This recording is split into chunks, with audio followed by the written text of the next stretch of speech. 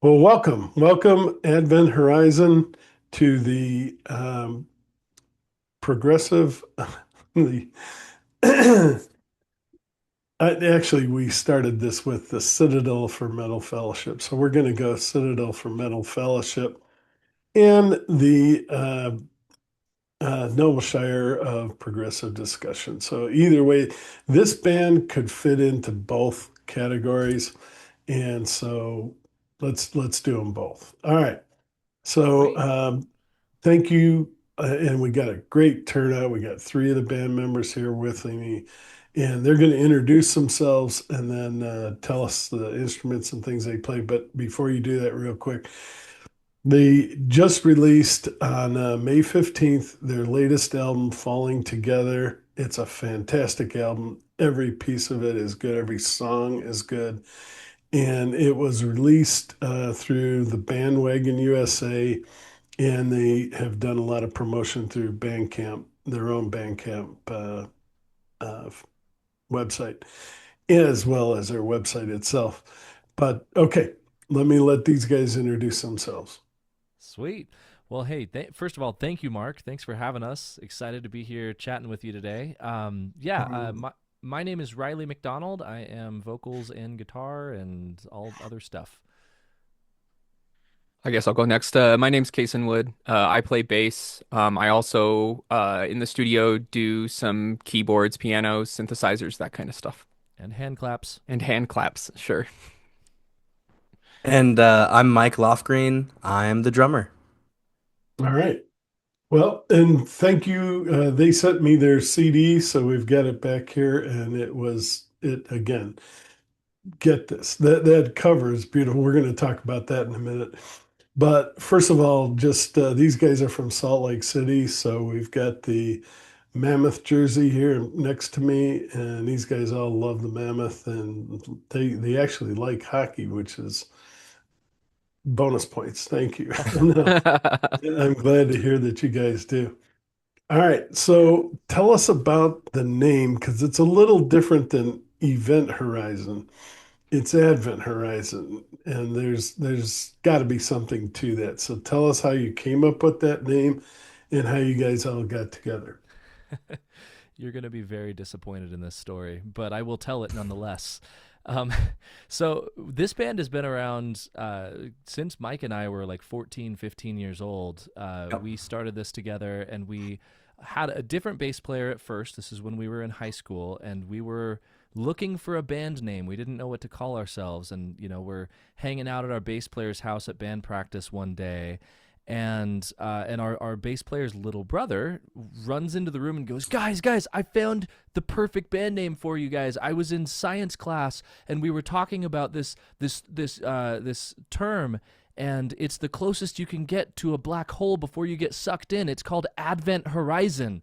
And we all said, oh, that's so cool. Yeah, that's perfect. And we named our band Advent Horizon. And Wow. it was like probably 5 years before anyone had the guts to say, hey, you guys, you realize it's Event Horizon, right? You got it wrong. And by that time, like, we had released an album, we had promoted us as Advent Horizon, so it was too little too late at that point. So we have remained Advent Horizon to this day, which has, as weird as it is to be erroneously named, it has helped a lot with our SEO. If you type in Advent Horizon on Google, we are the first thing. And I don't know that that would have been the case if we had gone with Event Horizon. There may have been a movie that popped up instead. Yeah. Well, and I think Maybe a there's Lawrence actually a Fishburne band. movie. I think there's a metal band or maybe Yeah. it is a progressive band. I can't remember, but yeah, I think I've done some reviews or maybe. Anyway, Uh, go ahead. that could be. Could be. Yeah. But yeah, I mean, so that's kind of how the name came about. In a nutshell, the story is that we were playing through high school. We had, like I said, a different bass player back then, but then we played a battle of the bands at one point against a band that Kason was playing in. And I actually kind of like it when Kason tells this story better. So Kason, you Sure, go. I'll tell the story. So we both played a Rush song. We played the Overture to 2112 and they Oh, played Analog Kid. But like our drummer was like on drum pads. It was in high school. I don't think he owned a full drum kit at the time. And they Advent absolutely rinsed us. And I remember my dad, he was in the audience and he came to me and he was like, "Hey, you did a really good job, but that other band did a really good job. And if you ever have a chance to join their band, you should." And then like four years later or whatever it was, 2 years later, I ended up joining after just like being close friends with Mike for a little while. So it was a very odd circumstance of playing together before we really knew each other.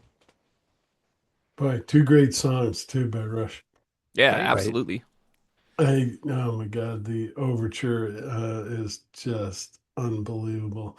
I used to, this was, I shouldn't say it, but I got it. I mean, I jumped into it already.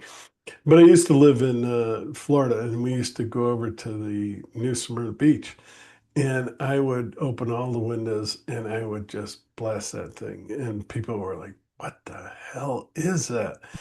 And it's a It's masterpiece. a great piece of music. Oh, The yeah. whole thing. The overture, though, is such like a nice summary of the whole song itself. Yeah, It's like very, I don't know, like classical inspired in that way. But yeah, yeah, it's a great piece of music for sure. yeah. Mm, yeah, I'd like to hear you guys play that. Do you ever cover any Rush now that you mentioned it? Because I notice you have the Rush up there, and I do hear a lot of Rush, not copies or anything like that. I'm not saying that, but I do hear a lot of Yeah, influence. a lot of influence there for sure. Well, so let me jump in just to Yep. say real quick. Yeah. Riley and I wanted to play music when his dad took us to a Rush concert Yep. when we were what, 12-ish? That will do it. And The ever R30 since tour. then, yeah, the R30 tour. Then ever since then, we've been obsessed. So Riley and I started learning instruments by learning Rush albums. Yeah. So we would just sit in my bedroom and learn Rush songs. That's how we learned how to play music. So, I mean, long story short, ask us to play any Rush song and we probably can Yeah. That's great. try. Yeah, so we do cover some Rush with our cover band, which I mentioned to you, Mark, earlier before we started recording. We have a cover band where we play weddings, corporate events, city festivals, all that kind of stuff. Back when we were in our bar band days, before we were doing the bigger stuff, we used to play a lot of Rush covers, man. Like we've covered over the years, what have we done? Like La Via Strangiato, YYZ, Limelight, Tom Oh, Sawyer, Red La Spirit of Vita. Bargetta, Radio, we did a Spirit I lot. of mean, Radio, we, Free we did a Will, whole like, oh we yeah, did a whole moving pictures cover show. oh Oh, yeah, that's right. Yeah. did the whole album. Yeah. Yep. Yeah.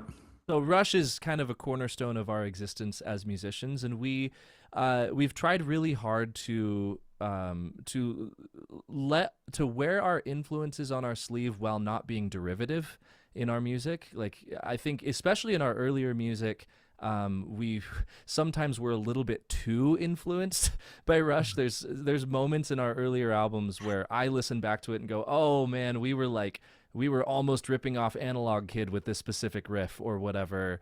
But in more recent years, I think we've become a little more aware of that, and we've tried to have our own identity. But I always want people to be able to listen to our music and go, okay, this is like in a similar vein to Rush and a plethora of other things that we love, but not a copycat of. No, no, I don't think you are. Xanadu is another great song. I mean, there's Oh just yeah, many. yeah. Um, so definitely you're influenced by Rush. What are some of your other influences? So obviously progressive rock is kind of like our common influence as a band. Like we all are prog rock fans. We all started off with Rush, King Crimson, Yes, Gentle Giant, stuff like that. And we all kind of branched out from there. So like I'm personally really into like 80s new wave music. I love Tears for Fears, Duran Duran, Depeche Mode, all that kind of stuff. I know that like Mike and Kaysen have their own influences that they can speak to. We Yeah. kind of all have our own things. Yeah, we all started, with the cornerstone of Rush, and like Riley said, branched off from there. I got more into the heavier side of prog, so first got introduced to like a Porcupine Tree and Steven Wilson, then Opeth, and then that just kind of branched into like modern progressive metal, like The Contortionist and Between the Buried and Me. Yeah. Um, so we bring a little bit of all these things to the Yeah. Kaysen, what are table. you into? Yeah, I so when I was younger, I was like progressive rock and progressive rock only for sure. And then I branched out to some heavy stuff for a while, but these days, I mean, I still listen to a lot of prog rock. I've been going back and listening to all of Rush's catalog, but I'm also like a big fan of jazz music, like post 60s jazz music, Oh, way into fusion music. Might not be popular amongst the prog crowd, but I no, listen to some hip hop it is. too, and then some art rock as well. So just kind of runs the gambit. I think Mike always says it like we all just like good music. If it's good, we like to listen to it. So there's no we're not like exclusive to any one thing. I would say we consume a lot. And All it's right, been you fun. can't leave Rush without just asking these two questions. What do you think about them going on tour, and what do you think about the new drummer? Oh, all right, Riley, you or me? He Um, probably wants to go first. Go ahead, Mike. All right, so them going on tour. Riley and I are going to see them in California in what, 2 weeks? 2 weeks, yeah. So I mean, we have to. We got our start with Rush. We got to see them off. Um, I was really mixed at first when they announced that they were gonna be coming back together, playing with the new drummer. But then I had this thought, this realization that touring and music is all Getty and Alex know. You Yep. know, like so why not? Why not have like a big world tour to end off? A beautiful legacy, right? Yeah, and Yeah, Annika's a And great as a drummer too. drummer, yeah, how do you Yeah. Yeah, feel about? As a drummer, like Annika's great. Yeah. She's honestly, it's really interesting because she's not who I would have picked off rip. But after seeing what she can do, she's an incredible groovy drummer, and her chops You would are pick because amazing. who But I'm like, just interested in who you would have picked because let's see if it's the same one I would have said. honestly, I wouldn't have picked any mainstream drummer. Like, if I had to, I wouldn't be able to name a name, but I would have loved to see anybody that's not like already in a big band or an online influencer. So that could have been just anybody, but at the level that Rush is at, I don't think that's really feasible. I wanted Danny Carey from Tool because yeah. I mean, Yeah, just we've seen I'm him. not. I'm not going to get into it. I'm not going to We get into it. okay, we've okay, seen but to Danny cover me, Rush before, right? And he does a good job has he done? Oh, okay, Yeah, because he because played when he's they did that reunion thing. What was it, 2, 3 years ago? It was it was the Taylor Hawkins memorial thing, oh right? yeah, Where Danny Carey played a song. I'm pretty sure Danny Carey got up I and think played it a yeah. Rush song with Alex and Getty, and he did a good job. He was solid. oh my God, he's for me he's the second coming of um, why can't I think of his name? Led Zeppelin. Oh, Bonham. John Bonham. Bonham. Yeah, The yeah, he does second. kind of have I a Bonham mean, he vibe. really he can master that kit like Bonham did. He brings out the drums like and fear and I'm really only a Fear Inoculum fan. I mean, I the older stuff, some of it I like, but this last album was just one of the pinnacles for me. I just one of the pinnacle albums of this era. And his drumming was just incredible. You know, Zempest, it's a Tempest, however it goes. It's just amazing. Drums were definitely the highlight of that record for me. That was Yeah, the thing that stood out the most. yeah, in many, many ways, in many, many songs. You're absolutely right. Definitely. Yeah.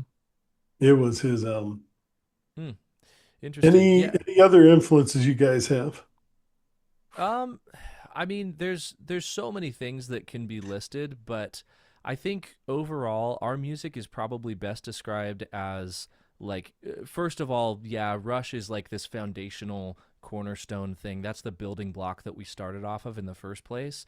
But I like that a lot of people have compared our music to like 70s prog inspired but with a modern like prog metal sound to Yeah. it.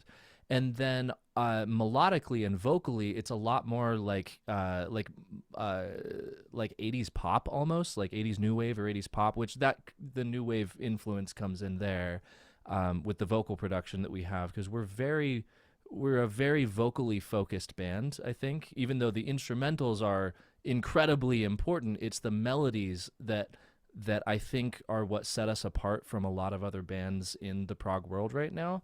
I Yeah, like to you're right. focus on melody. I want every song that we ever write, I want there to be a melody in that song that sticks in your head after the first time you listen to it. All right, Kason, we haven't given you a chance. Oh, in terms of Influences. oh yeah, yeah, yeah. I mean, a lot of prog stuff growing up, but yeah, like I said, I'm into a lot of like jazz Oh, post you do. 60s. That's So right. like a Yeah, lot of Coltrane stuff like that. I'm a huge fan of Bill Evans. He's such a good piano player, but also just like a lot of art rock generally speaking. Like I love Radiohead. I love bands like Swerve Driver, stuff like that. But it's really just like all over the place, genuinely. It's it's yeah, like I said, it's whatever's good, I like to consume, or at least whatever I think is good. Yep. all right. And then will you guys tour this album and will you play it from beginning to end? Touring, we would love to, though we're in this weird place where we have fans all over the world. We've been honestly just amazed and honored by the number of people who have picked up this new album worldwide. It's incredible and so exciting to see, but we're not yet to the point where we have enough fans in each market to justify doing a tour. We play, if we play Seattle, we might have 12 people show up.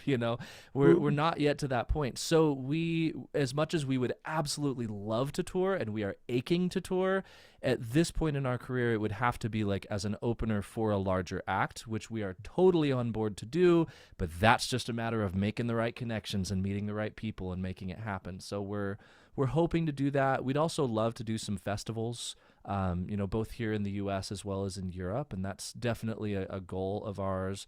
As far as playing the album start to finish, we already have. We just did our album release show 2 nights ago, actually. It was on Oh, Friday yeah. night. And that was here in Salt Lake City. It was an awesome show. We had a packed house. It's always so fun to have like a local hometown crowd cheering us on. Yeah. And we did the inaugural performance of the full album cover to cover. And the plan is for any other shows that we do this year, we will play the full album at. We do have one show in San Francisco on June 13th. So for anybody listening, if you're within an hour or two drive of the Bay Area, come hang with us. And that show will contain the album. I'm hoping to do at least one or two more shows through the rest of this year, spread around the country, but there's nothing official we can announce yet on that front. Yeah. If you get up here, definitely I would love to come and see you guys. Yeah. We'd love to.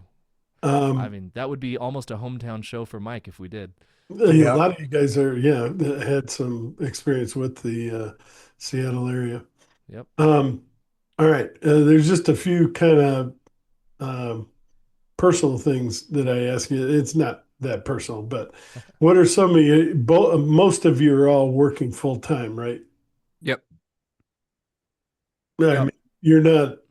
You would like to be working full time in music, but probably not yet, right? So you have full time jobs. So you have full time jobs. You're doing this. What are your hobbies? What do you guys do on the side? What do you do for fun?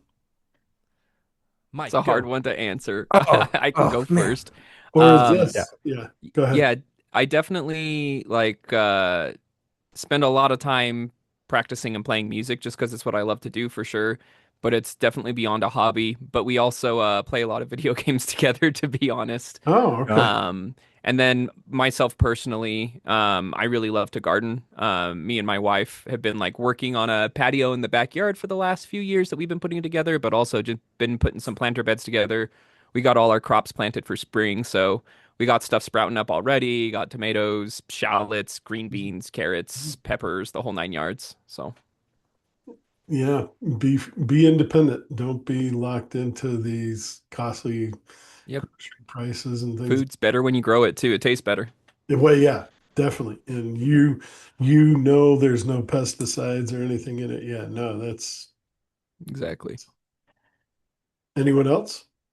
So, I mean, I guess you can call it a hobby. I've been really into fishing for the last couple of years. Oh yeah. So whenever I'm bored or whenever I just have some free time, I'll just go out to some lakes near me. And actually, Riley and I can get into this more later about writing falling together involving fishing. But yeah, I've been really into fishing. It's All kind of right, my we're old going man to. hobby now. Yeah, we're definitely going to. Since you mentioned that, it immediately brought this to mind. It's a salt lake, and what kind of fish are in there? Oh, nothing lives in the Salt Lake That's what I've except You heard. don't for fish. yeah, you don't fish there. No, that's Catch. But what I've heard. Yeah, luckily, Utah also has a plethora of yeah, alpine mountain lakes. yeah. Not only that, there's plenty of freshwater fishing ponds throughout the Salt Lake Valley, all stocked fish. And then once you get into the high mountains, then it's just lakes for days. So we have plenty of options. But yeah, the Great Salt Lake itself is a little too salty. Yeah, you'll catch brine shrimp and that's about it. Yeah, and mud. Yeah. Yep, pretty much. And Um, unfortunately, it's drying up too, which is really Yeah. It's a yeah, whole and thing it's here for sure. leaving a dry lake bed of arsenic dust that's blowing across our whole area here. It's a I've wonderful heard thing. that too. Yeah. Yep. Yeah, that's a shame. Yeah. Yeah. All right. So, So, yeah, oh and yeah, I go ahead. I'm sorry. no, it's I was just gonna say I'm really into I do spend the vast majority of my free time working for Advent Horizon, just producing videos, doing all our social media, all the editing, all that kind of stuff.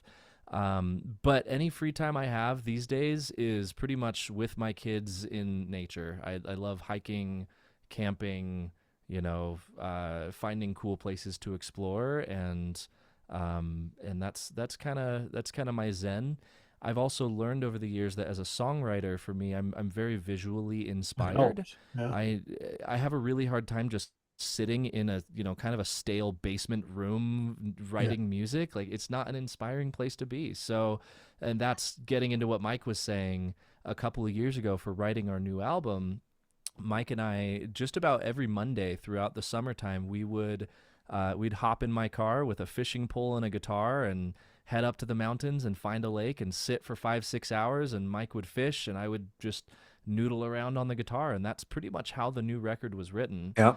And And every once in a while, Riley would have a riff, and I would just like pause mid fishing, be like, "All right, that do keep more of that, that. do more of that, do yes, less Or of that, they'll- more of that." Yeah. Yeah, Exactly. So yeah, it's cool. The combining both of our hobbies essentially into one endeavor has turned into a beautiful creative outlet, and I look forward to continuing that. yeah, And we touched on it just a little bit before we got started, but one of my favorite places that I want to go, I haven't been there yet, is the Arches National Park in Moab. And if you don't know it, you're in Europe, you don't know what the heck I'm talking about, Google it. It is absolutely beautiful. It's where the Indiana Jones film was the Crusade, was Yeah, it? I think it's the yeah. Last beginning Crusade. of It's Last Crusade is filmed Part of there. it Yeah. being yeah, filmed there. yeah. It was at And the windows in Arches Yep. back when you could actually climb up them. you can't anymore? You can climb into them, but where they filmed it, you're not supposed to. Oh, okay. But Yeah, it's that's absolutely beautiful, beautiful. I'm beautiful sorry, area. it's like acres and acres of, hiking areas. And I don't know where that mine that he went into, I don't even know if that's there or if, that was something else. Yeah, But that was something else. yeah, I had a few. Also, Yep. more modern. That whole area was also the filming place for Westworld. Yep. Oh, All of the outdoor shots for Westworld were also in southern Utah. and you're also close to, isn't it you're close to Monument Valley or Uh-huh. something. Yes. Yeah. About an hour And away all from of the Wilmington. westerns from the 60s and 70s, a lot of the spaghetti westerns, things like not spaghetti, they were filmed in Italy, but a lot of uh, big westerns were filmed there. Hmm. Yep. Yep. That's another place I definitely want to see as well. There's just so much in central Utah between like Bryce Canyon and Zion and Capitol Reef and Arches, Canyonlands, Monument. There's just you could spend weeks exploring Yeah. and still not run out of things to see. It's really Well, amazing. and also going back to Riley's mention of him being um, visually inspired, we've also spent quite a bit of time in southern Utah in the past when we're just in these red rock canyons, very little foliage, and Riley has an acoustic guitar, and he'll just be plucking out some tunes and hearing it reverberate in these massive, Echo. gorgeous canyons. It's so cool. That's Yep. we've written some really cool music with that as inspiration as well. Yeah, if you could capture that, that would be pretty cool. And put Oh, it, I've tried. yeah, Yeah. I've tried to bring like makeshift little battery powered recording rigs and capture it to varying degrees of failure. But one day it's my dream to one day like get an actual functioning like really nice recording setup out there and set up some drums and like record drums in a big canyon like that. Oh, Would that'd be just cool. amazing. That would be so cool. That really would. And maybe even do a video there. Yeah, totally. Definitely. What a place for video, Arches Park or any of those places. I want to do Canyonlands because you have these areas where there's these massive mesa cliffs where we could set up drums right on the edge of a 400-foot sheer drop off, Oh. looking out where you can see 100 miles off into the distance and get drone shots circling around the drums with that setting. That's my real dream. That would be. It would require a lot of like getting permits from the Park Service Uh-huh. and all that kind of stuff. But one day I want to do it.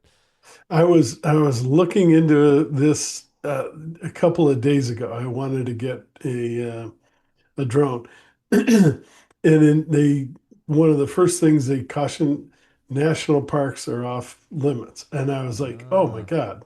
Well, there you go. there you go. Arches Yeah. is a national park, Yep. so it ruins that, and I understand, and I actually probably am for that Yeah. because I don't want to be walking through Arches National Park looking There's at, like a drone. Oh yeah. is this Yeah. thing gonna fall on me or All you hear is just like a loud. It's they're way louder than people think. You can Yeah. hear them for a far away. They're like they're pretty That would be- disruptive. That would be annoying for sure. And to be fair, like there's plenty of space in central Utah that has that same type of scenery that's not within a national park.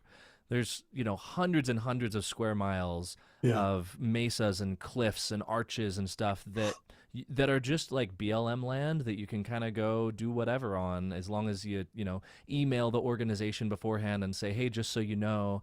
Well, like anybody who's seen our water music I video, was gonna say, yeah. we filmed on the sand dunes in central Utah, which is not a national park. And all I had to do that was just figure out which local like state office was in charge of that particular area of land. I sent them an email and said, "Hey, we'd like to film on this date." And they said, "Sure, why are you asking?" So That was such it a worked out That great. was- brutal filming day, though, because we you're wanting to be legally Right. yeah, you Yeah. want to be in good standing. But yeah, carrying all that equipment over I the don't want to sand go dunes, to jail. I don't want to Right. find. Don't want to yeah. get in trouble. Just Yeah. want to be safe. But stuff was so heavy though, like Oh, yeah, carrying it carrying- over the dunes. It Oh was God. yeah, I will never felt do like- it again. I felt like we were in that scene in Spaceballs. Yeah. dude. With We the found luggage. shit. Yeah. Yeah. Yeah, dude. um, and Oregon has beautiful dunes right by their ocean. Out by Oh. by Cannon Beach. Yeah. Yeah. Or no, it's further Coos Bay. south. That's by Coos Bay. Yeah. Further south. Yeah. Mhm. And then what I was gonna ask you is this place in Utah similar to the one in Colorado, southern Colorado, where it's right in front of the mountains? Oh, you're talking about the Dunes ones that are National down- Park? They're closer to like Mesa Verde and Durango and that kind of Right, corner Durango. of Colorado. But is Yeah. it like that where you have the dunes in front of the mountains, or are they just separate? No, they're kind of out in the wastelands of western Utah. It's in the Oh, area okay. that we call the Great Basin. Okay. Yeah, um, yeah. which is it's a beautiful area, but it is very kind of rocky and terrestrial looking out there. There's not a lot of foliage, not a lot of snow-capped mountains. So if anybody is familiar with the Salt Flats in I was Utah, it's I was basically like near the southern edge of the Salt Flats. isn't that where they did the land and speed test too? Uh huh. Hmm. Yeah. Yeah. I mean, can you imagine just completely flat and is it like glass? I've It parts. very much can be. It Yeah, depends on the time of year Yep. yeah, and how much rain they've had. yeah, Because But you it can is have eerie. it's Yeah. crazy. There are parts of the year where it's completely flat and level. Then there are other parts of the year that there's permanently like a couple of inches of water on the whole salt flat, so it just looks like a mirror. It's wild. yeah. It would be incredible to film there too. Mike We filmed out there for another band, what, a couple Yep. years ago now? And he Yep. still has like rust on his drum hardware from all the salt Yeah. being on his stuff. Yeah, I was filming a music video out there, which if you're a Utah band, you have to film in the salt flats. Like that's a rite of passage. And so I was filming, and a microburst happened while Oh, we were filming a drone shot, and it blew all of my drums over. And I still have little bits of crusty sand that I just can't clean. It's oh, great. yeah. but we'll don't No, worry, Mike. We'll that's get a you good back there memory. soon to do an Advent music video, and then we'll Yeah, repeat. you guys have got to. Okay. Yeah. Okay. Well, thank you for all that. It adds more to it than just sitting there talking about the album, which there's nothing wrong. Your album is very interesting, but it adds a little bit more to, who you guys are. So thank you. Yeah, of course. So We're always talk a down to little bit. nerd out about Utah. Yep. That's you don't have to ask us to do that. We'll just do it naturally. It's a beautiful place, no doubt about it. Now, I haven't heard A Cell to Call Home, but tell us a little bit about that because it was heavier, and you did get a lot of acclaim from that album, and it sort of launched this. You felt you Yeah. wanted something different. So prior to A Cell to Call Home, we were fairly unknown. We had released a couple albums beforehand, but we kind of we were a young band, didn't really know what we were doing, weren't properly promoting things. Cell to Call Home was the first album where we really figured out how to get the word out about our music, and so yeah, that's most people who are fans of us now. Cell to Call Home was their introduction to us, I think. And yeah, we're proud of it. It's a great album. We put a lot of work. It took us what 7 years to produce that record. Well, Um, let's call it 3. yeah, I mean it was 7 years between our second album and Cell to Call Home, but we were seriously working on it for about 3 years, I suppose. But it was a long process, and there was a lot of lessons learned along the way that kind of made that album what it was. But yeah, I think it turned out really well. We're really proud of it. We got to do some really cool collaborations. If you've looked at the album liner notes at all, you know that Jordan Rudess from Dream Theater contributed a keyboard solo on one of the tracks. Dave Muros from Spock's Beard, who's a good friend of ours, played bass on one of the songs. Randy McStein, who people will now know, plays with Porcupine Tree. Steven Wilson.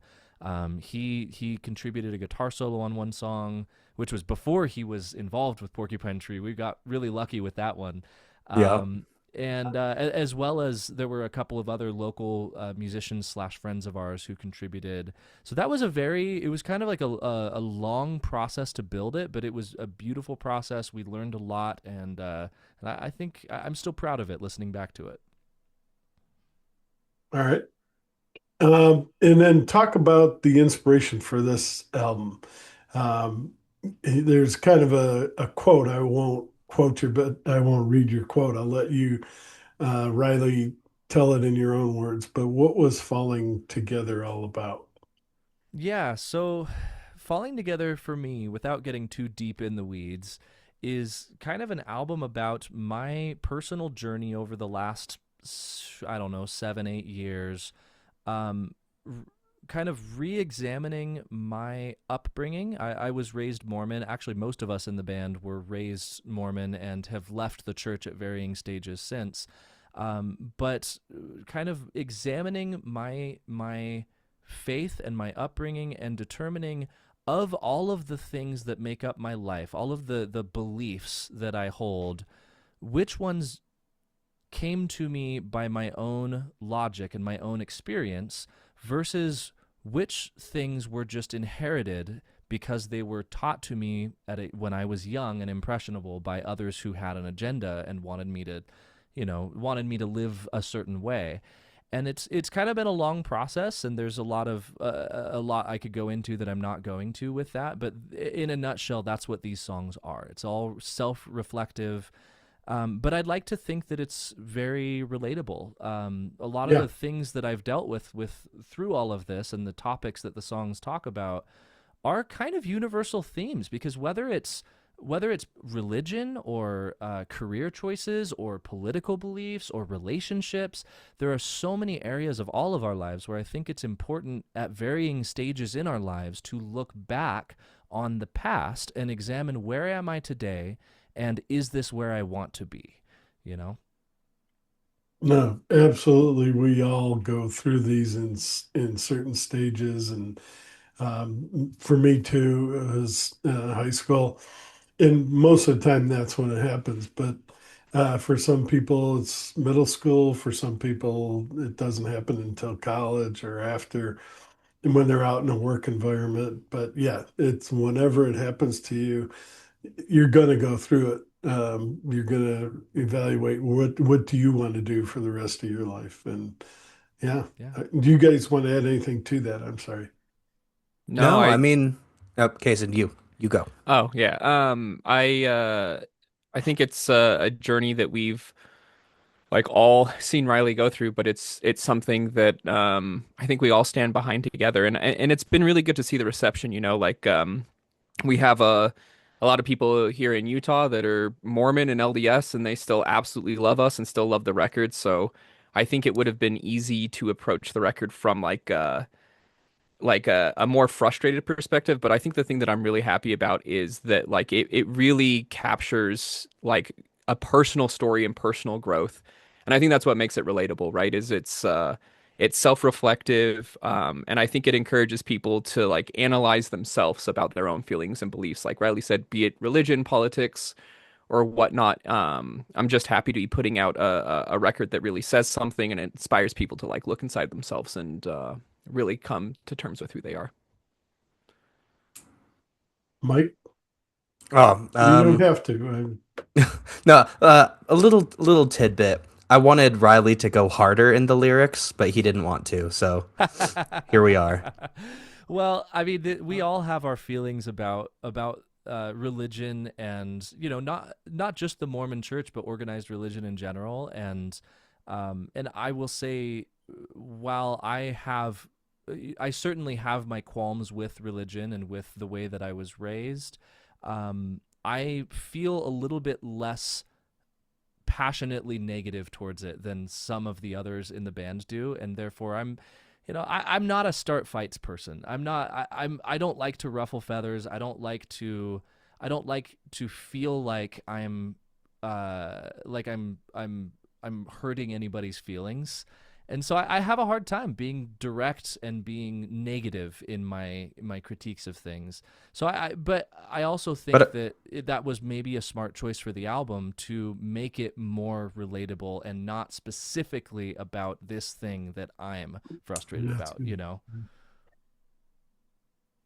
Go ahead, Mike. I'm sorry. oh yeah, um, yeah. I was about to say exactly what Riley just said. Like, I really do think that the lyrical choices that we made on this album allow it to speak to a lot more things than what we had originally thought.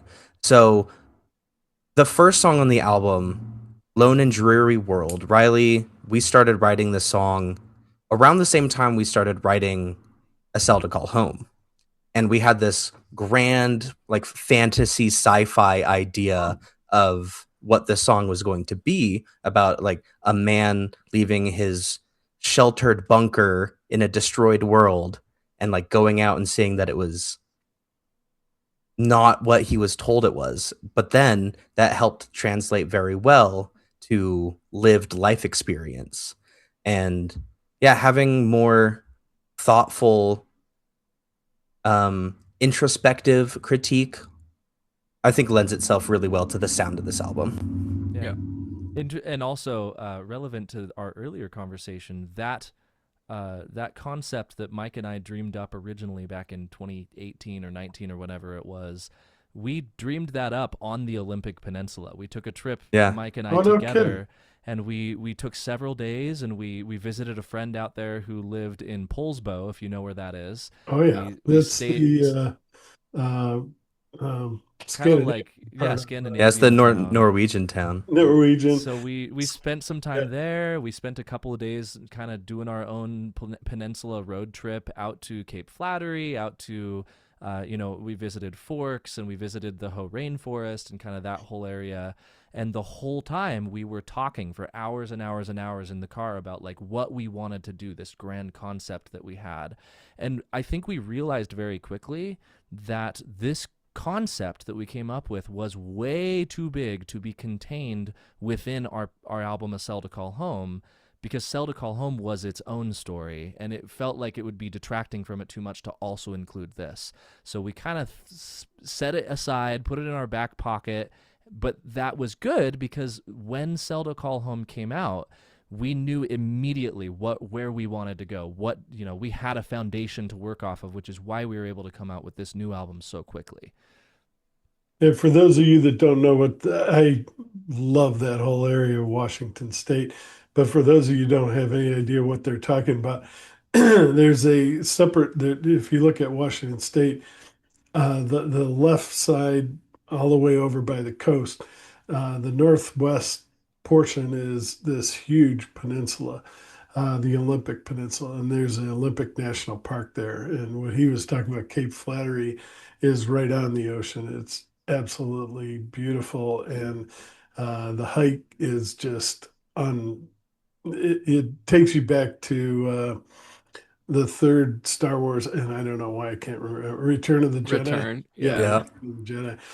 And when they're walking through that forest and the what did you call them again? The Ewoks in Endor. what Ewoks, Endor, There's but the the land speeders flying through the speeders. That was forest the there. word. You like he Riley mentioned, he keeps thinking there's going to be a speeder flying by, and that's exactly how you feel. And I think Spielberg picked a place like this down in California Yep. that looked it like over on the what is the famous It's in the Humboldt County by the Redwoods. I actually was born Redwoods. That was I was yeah, born about 30 minutes away from Fern Canyon, which is where they filmed that scene. yeah. We've visited there as a band, I think, once or A twice. couple times, Yeah. Oh, actually. no kidding. Yeah. Beautiful Cool. area. But this will remind you of that, and then you get to Cape Flattery, and you got to watch out, or you go off the side of the continental shelf, basically, and you're in the Pacific Ocean, and you don't want to do that. And there's cool tunnels and caves that you can go in and things like that. And there's a beautiful island off the coast. Did you guys, while you're talking about that real quick, I know we're getting way off the subject, but you know that I love talking about this. You've been to Hurricane Ridge too, right? I hope. Oh, I'm trying to remember where that is. Hang on, let me Google it really quick. Sound of Hurricane Music. Ridge. You remember the Sound of Oh, Music? yeah, Oh, yeah, yeah, yeah. yeah. Yeah, you walk out Ridge. and there's these Oh, mountains. I know exactly what you're talking about. That's the Yeah. one out of it's out of Port Angeles. Like it's a little bit east of there. You have to drive way up high. Yeah, Okay, I have not been there, but I'm dying to visit that place. you got to see it. It's the Sound of Music. I Yeah. promise you. That was the first thing that came to my mind when I drove up there the first time. And if you go like early spring, it'll look like the Sound of Music. I mean, Cool. it's beautiful. And you'll hear Edelweiss and all these things. No, Absolutely. I'm kidding.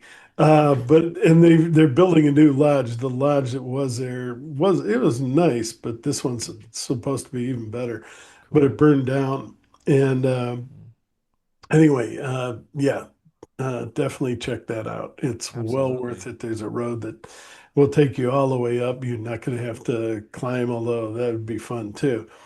And yeah, Oh the man, whole Mark, you're Olympic Peninsula is. I did it in a weekend. That was insane. Don't try to do that. I'm talking the it's a entire lot. thing, Yeah, the all the whole. way back to Poulsbo and back to Yep. Seattle through Tacoma and all that, and then Yep. all the way out to Ocean Shores. So I mean, that it was a 2 day, I think, drive, and yeah, you'll be burned out, It but should be a whole week, your really. mind will be full of so much Yep. beauty and so much the smell of the air and everything. It's just yeah. Anyway, I'm It's sorry. healing.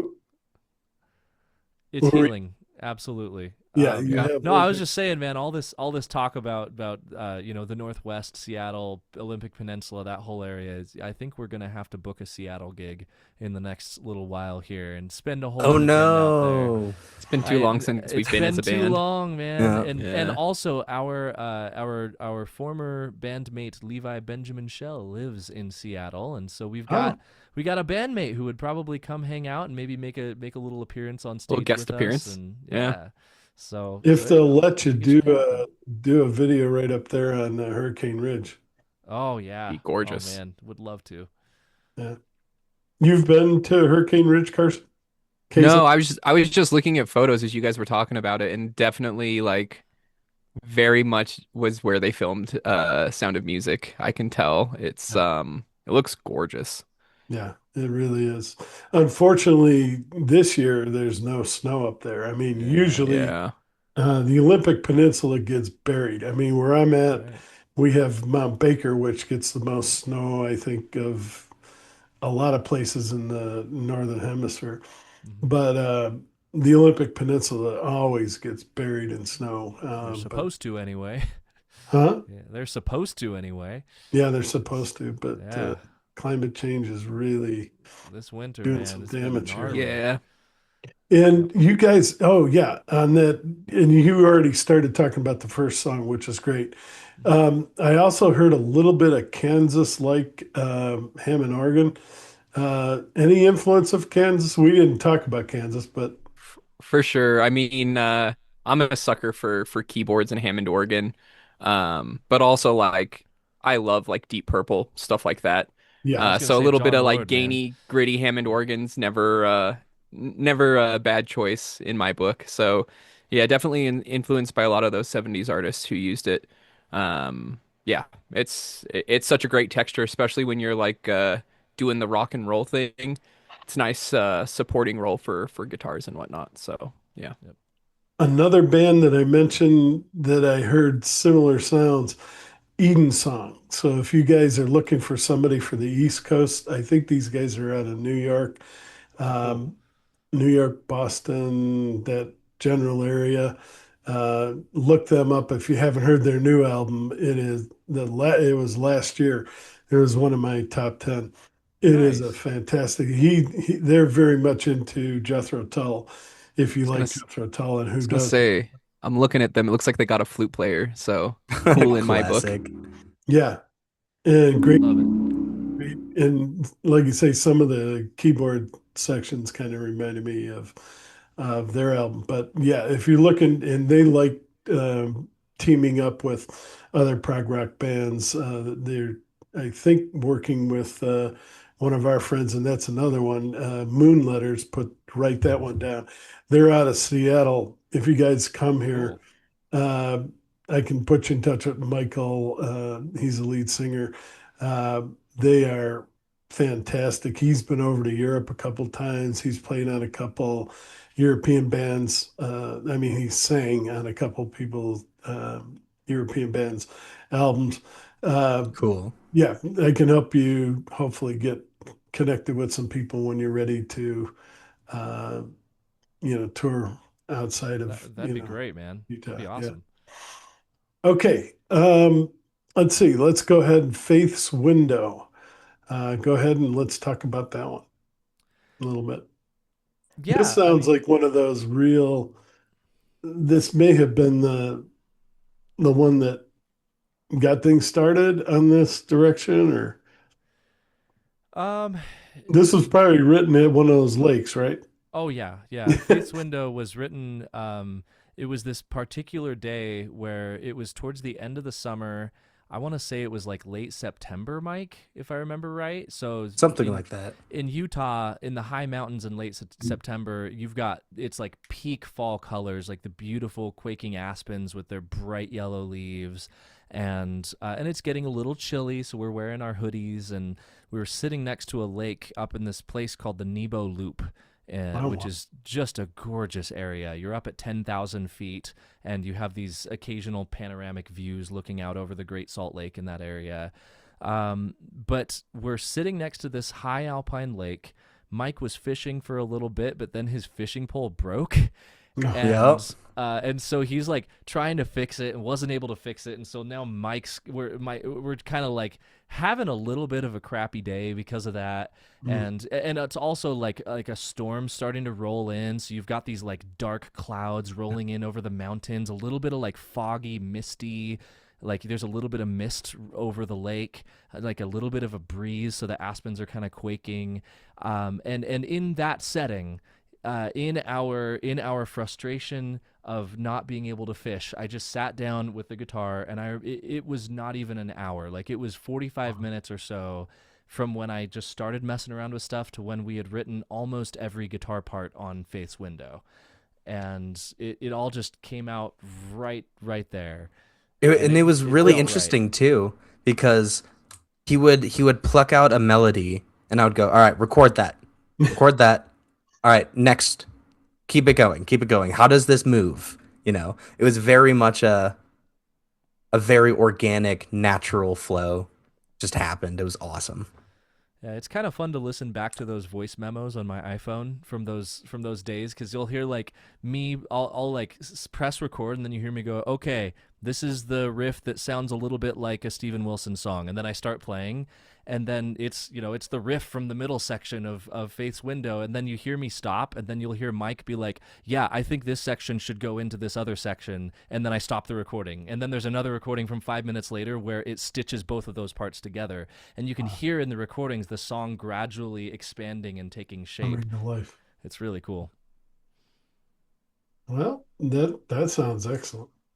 Do you want do you want to add anything to that, Case?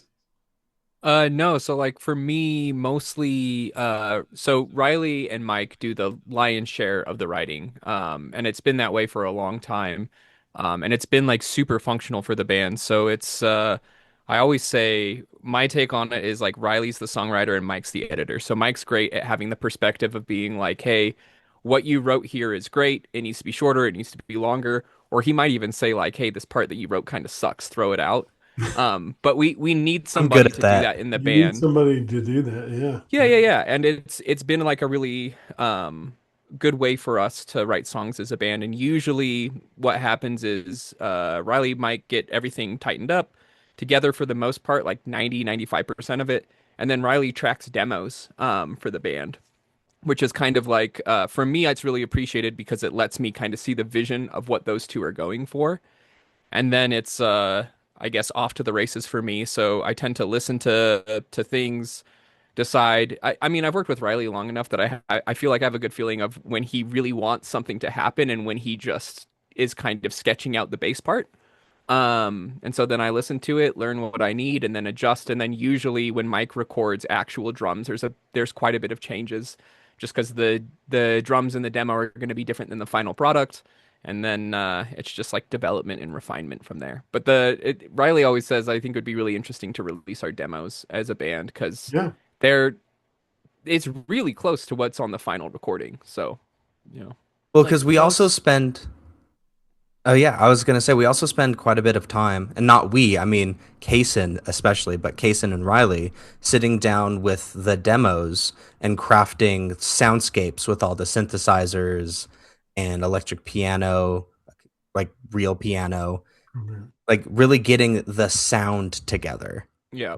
And that plays a huge role in fleshing out, the entire record. Because what Riley and I do is, get the bones together, a little bit of meat on the bones, but then Kaysen is very excellent at, you know, you see all the synths behind him. He Yeah, knows what yeah. he's doing. I have a problem.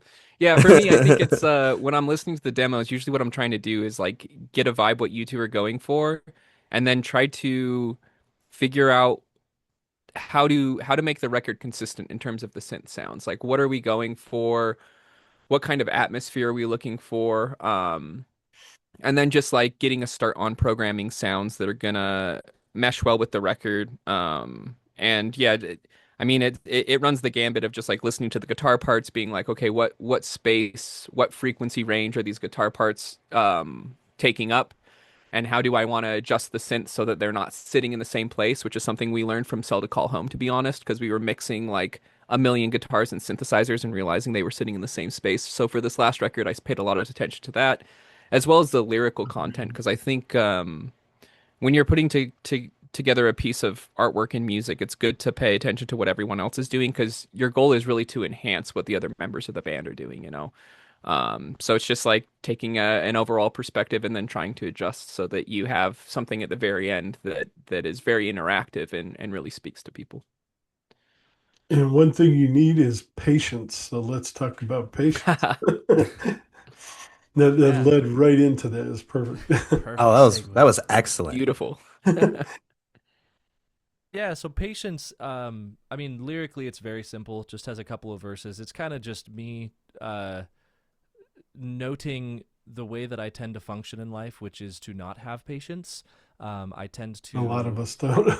I'm yeah, like I know what I want out of life, and I know when I get something on my mind, when I get an idea, I have like a plan or something that I want to accomplish.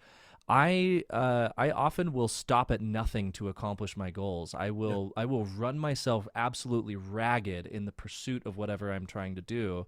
And that is, I mean, it's a blessing and a curse. Like there are a lot of things that have come out of that personality trait of mine. That's, you know, part of why the band succeeds in the way that it does in the areas that it does. But also, I've had to learn over the years that I get carried away. I take it too far, and I literally run myself to the point of mental and physical exhaustion, and I become Hmm. not fun to be around in those moments. Like when I work myself too hard, I become a different person.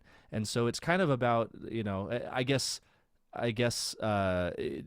deeper meaning of the song for me would just be me trying to analyze myself and my habits and how I can take advantage of that personality trait while not you know, compromising my personality. All right. And Oh, to add a little bit of inside baseball about this song. So like lyrical content notwithstanding, this one was up in the air as far as like whether or not it was going to fit on the album. Um, the thing that really brought it all together, not only the lyrical content, but it was all the lead synth work. Mhm. Like especially at the end, that was very late in the recording. We're like, we don't really know how to end this song because we have this really cool just rock and roll riff. yep. We had some lyrics going over the top, but it just didn't feel quite right. And so we added that kind of like ripping uh lead synth work at the end, and we're like, oh, okay, now it There's the works. song. There it Yeah, is. I remember that day. It was like the last day that we recorded any instruments for the album. Like probably the literal very last thing that was recorded on the album before we did vocals. And it was actually no, we had already done vocals. We did Yeah. synths after vocals. So this Yep. was maybe the literal actual last audio clip that was recorded for the album was that patient synth solo. And when we pressed mute on the vocals and then recorded that synth part, it was this magical moment where all of us in the studio were like, "Oh, that's it!" Like it was a Well, and it very was really special cool moment. too, because we had basically just ripped Kaysen's synth part from just a few moments before in the song. We're Hmm. like, this is a really, really cool synth part, but it only happens for like 10 seconds.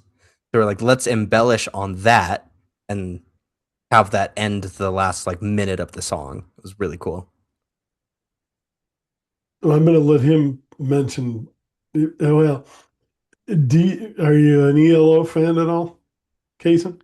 I mean, I'm familiar with their music. I wouldn't say I'm a super fan by any means, but I mean, they put out great records and great tunes. So yeah, no complaints here for sure. Because I heard, well, if you haven't, someday sit and listen to the whole El Dorado album when Okay. you get a chance, and just beginning to end, it's one of their best, and in some ways, I think probably it is their best. Um, but anyway, I heard some sounds that just took me right back there, and thank you for that. Yeah, But go ahead always. and talk about how you came up with your wonderful scents, because they are So okay. I mean, I would say as a whole, the synths on the record were very Power Windows influenced. Oh, okay. It's like I love that record. Rush. The synth Yeah. work on that record's so good. I probably put way too much Moog Taurus on every single one of the songs. I know that Riley cut some of it because it was like literally every song. I was like, we gotta have Moog Taurus. So for people who aren't familiar, Rush used it a lot. It's basically a synthesizer that sits on the floor. It's got keys that you press with your feet, and it's in the shape of a piano. I think I I can mean, And see he don't you would, it have it behind you. behind you? I do. It's this guy on the floor back here. It's kind of hidden a bit, but John Paul Jones used it a lot as well in Led Zeppelin live. Yeah. Um, but it has this like very iconic sound. So I think that's in the record too, doing some resonant stuff. And a lot of like synths, like really like high atmospheric stuff, doing some resonant sweeps. And then yeah, there's a couple of lead lines in that song, but funnily enough, I think the one at the end of Patience, I wasn't there for. And Yeah. so Riley just ended up tracking it and he sent it to me and he's like, all good. And it was like, thumbs up, all good. Yeah, But that's like right. I that's forgot about that. frankly it's the way I prefer to work. I kind of alluded to it earlier, but I think when you're in a band, I think working collaboratively is really key. And a lot of times you get really good results out of that. Like I always think, I mean, you can even take it back to Beatles records. It's not like Paul was recording bass on every song. Sometimes he was over at the piano and sometimes John was playing the bass part. And I think a lot of bands have a lot of feeling of like ownership over their own individual instrument and own parts, but really when I think of bands that I really love and really adore, they worked collaboratively. There was no like ownership over any one part because what you're trying to do is like make art with it.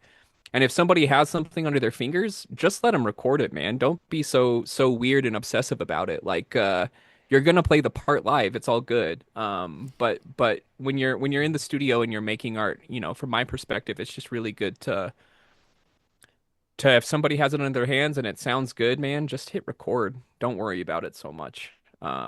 So I think that's kind of how that one turned out. I don't think I could make that studio day, and they're like, "Oh, we're gonna make some adjustments," and I was like, "Yeah, go for it, do Well, the I mean thing." that particular synth solo, like I think I played the actual physical notes on the keyboard for the solo, but all of the like dives and sweeps and crazy distortions and echoes that happened to it, that was Zach, our producer in the studio. He was handling the mod wheel and the XY grid while I was playing the notes on the keyboard. So that part is literally two people working together to play the one parts to make it because there's no physical way to play the part and handle the XY grid and the mod all at the same time. Yeah. So we had to have both of us with three hands doing all the things. It was that was I think that's a really good example, Kason, of what you're talking about. Like just letting it be collaborative and letting everything be a group effort if that furthers the whole composition. Yep. I got to ask Kason because he brought up John Paul Jones. I saw this interview a couple of weeks ago, and they asked him, "What are some of your favorite songs that you've ever composed or did with Led Zeppelin?" And he didn't even mention No Quarter.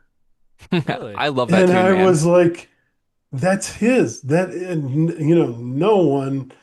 They all collaborated, obviously. I'm not saying he wrote it himself, but I mean, that's his I song. mean, He kind of did though. Yeah, that's such Like a Yeah, good tune. John Paul Jones kind of took the reins in the later you years of didn't even Zeppelin. mention it. I was like, Yeah. are you kidding me? Well, and it's honestly it's bass players like that that got me into playing keys. Like all my favorite bass players also play keys.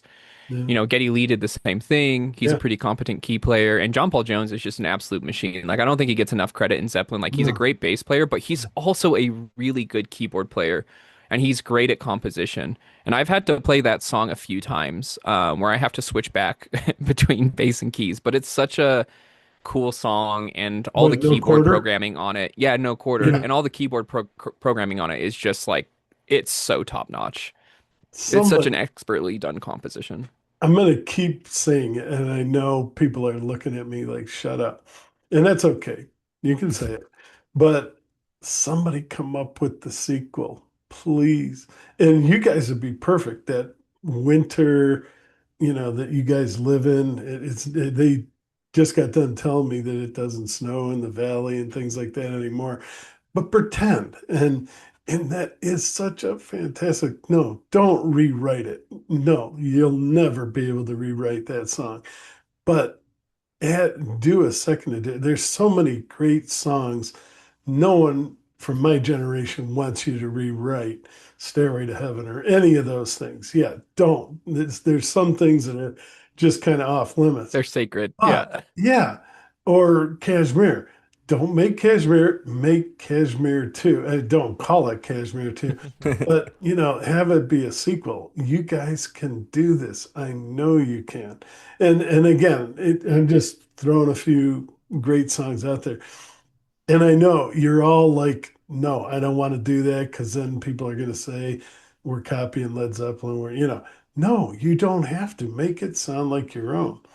Anyway, No, I I think just, that'd be a but I fun love songwriting that. I experience. love No Quarter. I think that's I don't know that that's something we've ever tried before.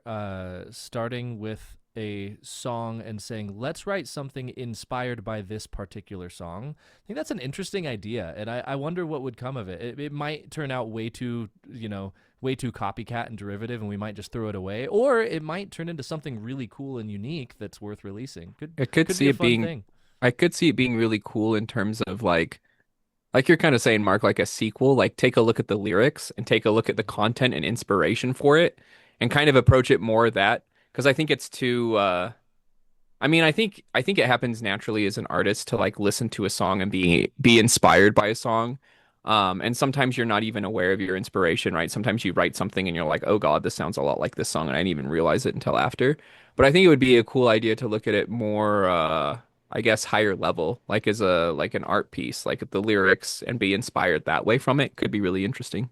Yeah, What happens to these Crusaders or these Vikings after they get through the snow and right. Hmm. what's the sequel? I would love to see Kind of one. a cool idea, actually. Kind of like it. Yeah. Anyway, I just thought I'd throw that out there because I've been mentioning it a lot. After I heard that interview, I was like, you didn't even mention No Quarter. Anyway, okay, Past Life Parable.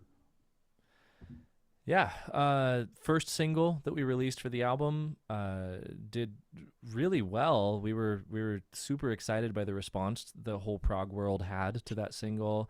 Also has like maybe my favorite instrumental passage on the whole album. It'd be hard to say for sure. There's a lot of really cool instrumental sections, but the end of Past Life Parable is such a just magical moment instrumentally when like the synthesizer solo comes in with all of us just rocking out over behind it, and then there's the dual guitar and synth lead at the very end. It's super epic. Super proud of that song. Lyrically, it's kind of just about abuse of power. The people in positions of power using their influence to take advantage of those who trust them. And there's that can be in a religious context, a political context, and relationships, whatever. So yeah, that's that from me. I'm sure you two have stuff you want to say about that song. Mikey, you Uh, first. okay. What do I want to say about this song? The demo drums that we wrote were awful.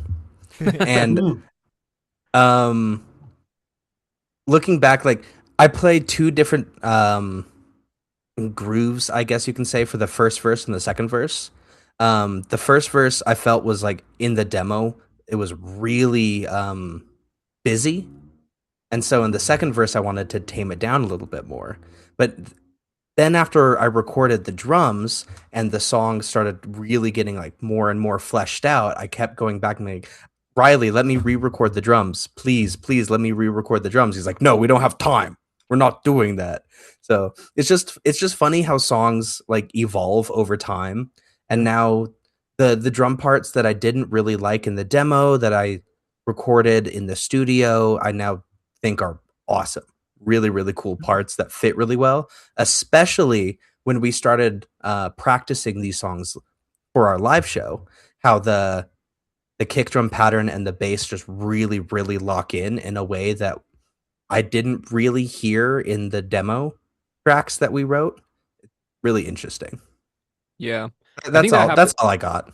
that happens a lot when Riley and I are tracking bass because Mike, you're a very Bonham approach to drumming, right? Where it's like, I'm just gonna play, like I'm gonna do my Or thing. even like or Gavin Harrison, where I don't really play the same thing twice in the exact same Exactly. way. So a lot of times when Riley and I are sitting in the studio, like I always on this particular song, I actually think about the guitar solo. Because when we wrote that bass part, it was a combination of trying to interact with like what you had done with the drums and the drum fill, but also to line up with the guitar solo. And a lot of Mhm. that's directed by Riley because he knows what he played. So he's like, can you play this note or play this interval in the bass part? And it's something like I'm super proud of, like that guitar solo section with the bass and the drums kind of riding behind the guitar solo and everything syncs up. And I know Rush did this a lot in their compositions too, where the bass and the drum patterns really lock in together, like not just on the individual parts, but during the drum fills, right? A lot of times the Mhm. bass is interlocking with what Neil Peart was doing. And we do a lot of the same thing when we're looking at those sections. So that's something that I'm really proud of on this song, as well as just like all the synth works awesome. And then that ending section, I just think is so cool. That ending riff after the guitar and synth lead, like just that ending riff is just so The chunky, crushing. It's so cool. yeah, it's a And lot I of think fun. that I said that on the review. I wish there was more. Yeah. Right? Oh, Yeah, same. You could just sit there and listen to more and more of that. It was really good. awesome.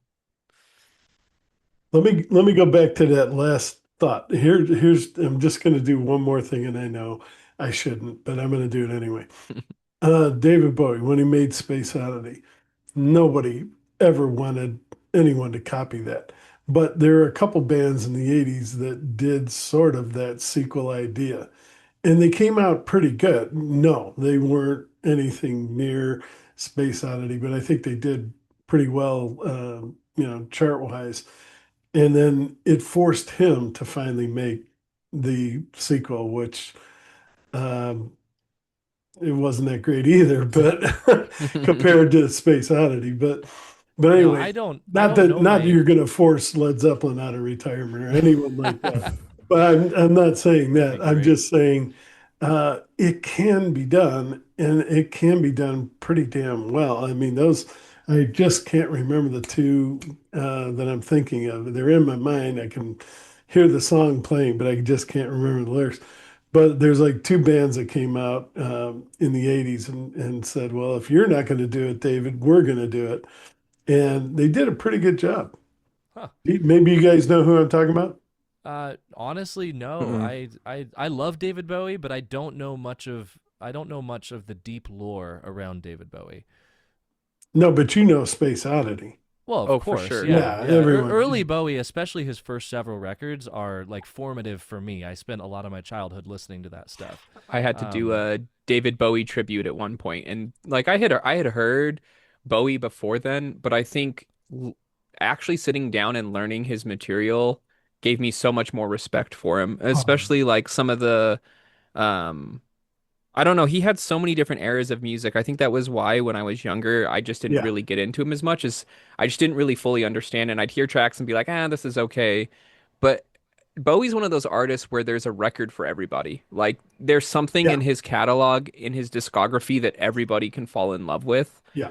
And it just gave me so much like an appreciation of his, and also just some of the bigger hits he put out are genuinely incredible. Like Heroes has to be one of my favorite songs of all time.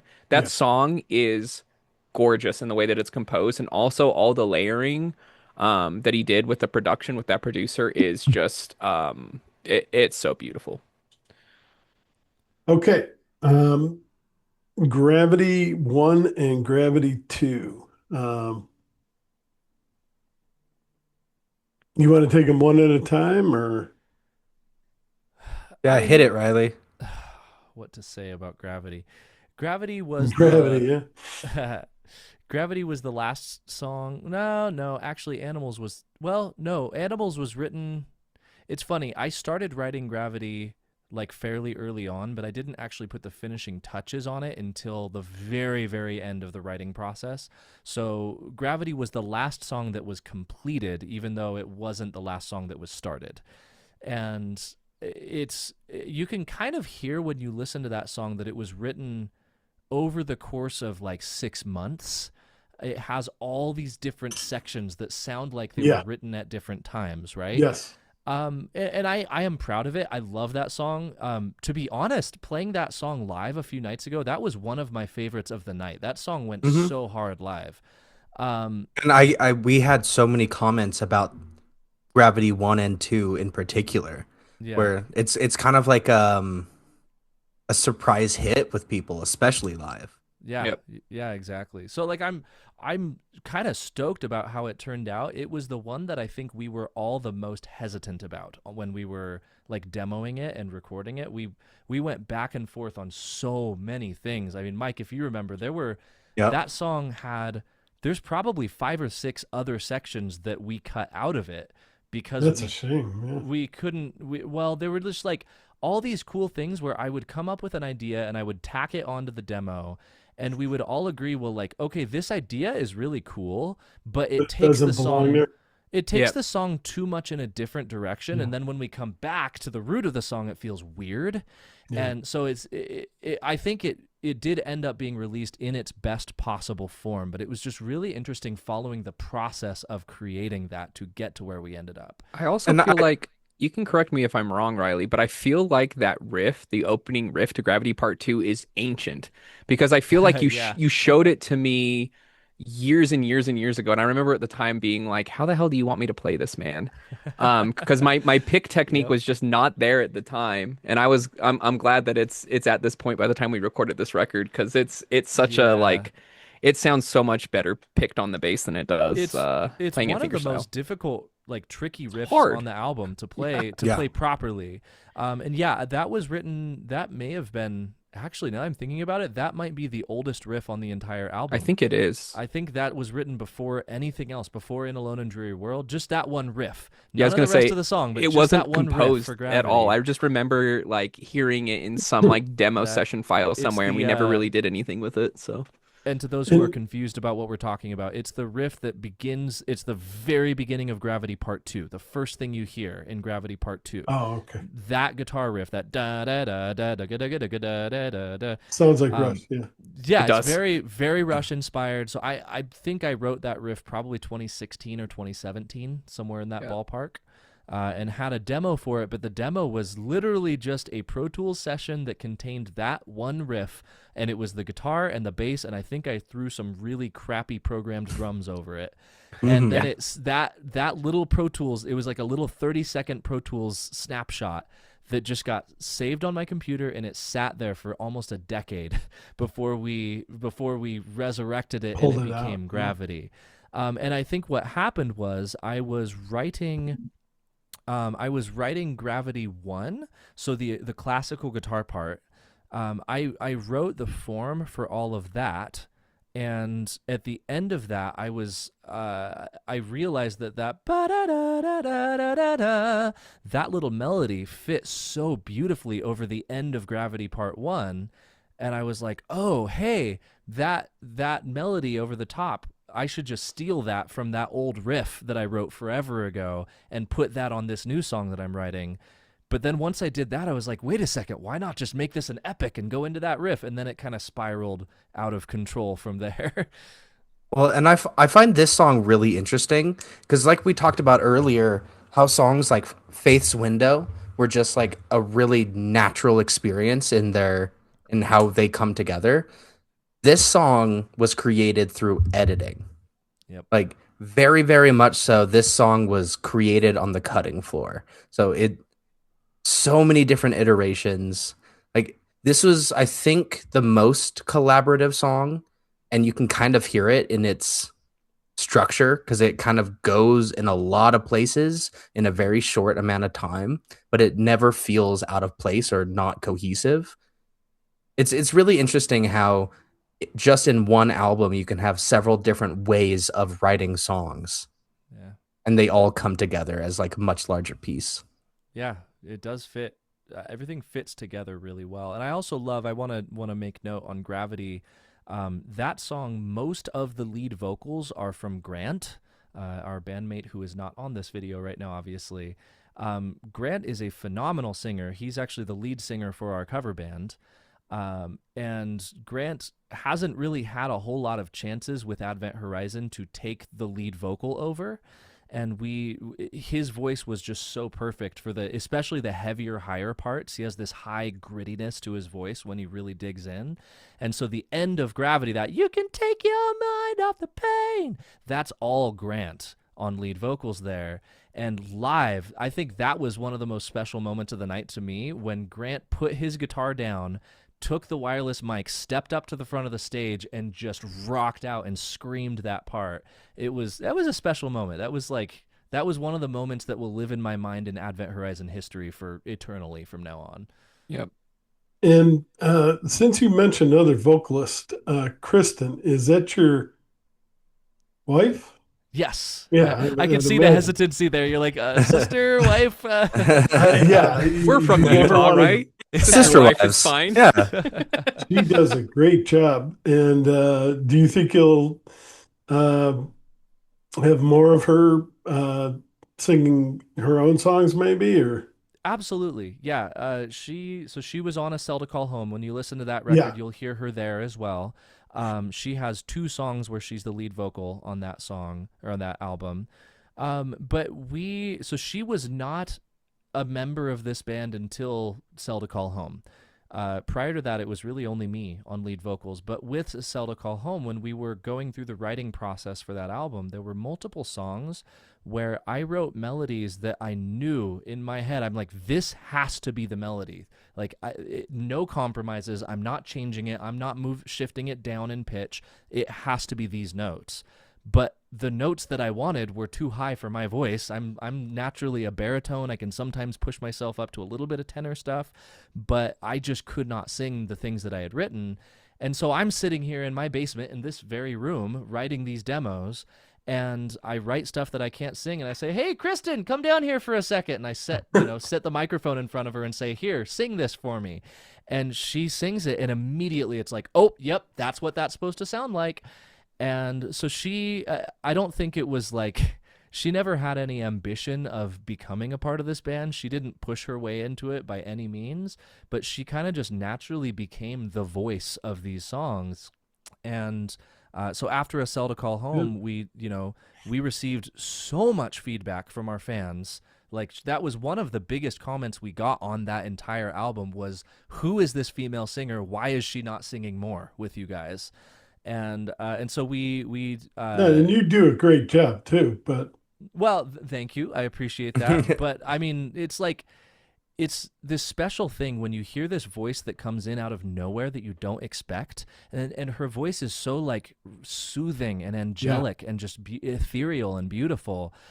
It's almost like this perfect counterpoint to the heavier lower vocals. yeah, And I do think we need to make more use of it. I'm really proud of this album, how we have 4 lead vocalists on this record. We've got me, obviously, then we have Grant, we have Kristen, and now we have Mike doing the harsh vocals.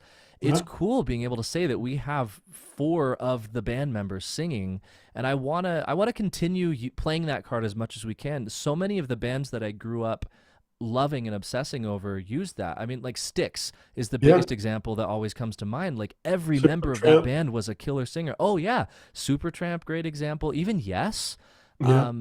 I love the idea of being a band that makes full use of the abilities of all of the members.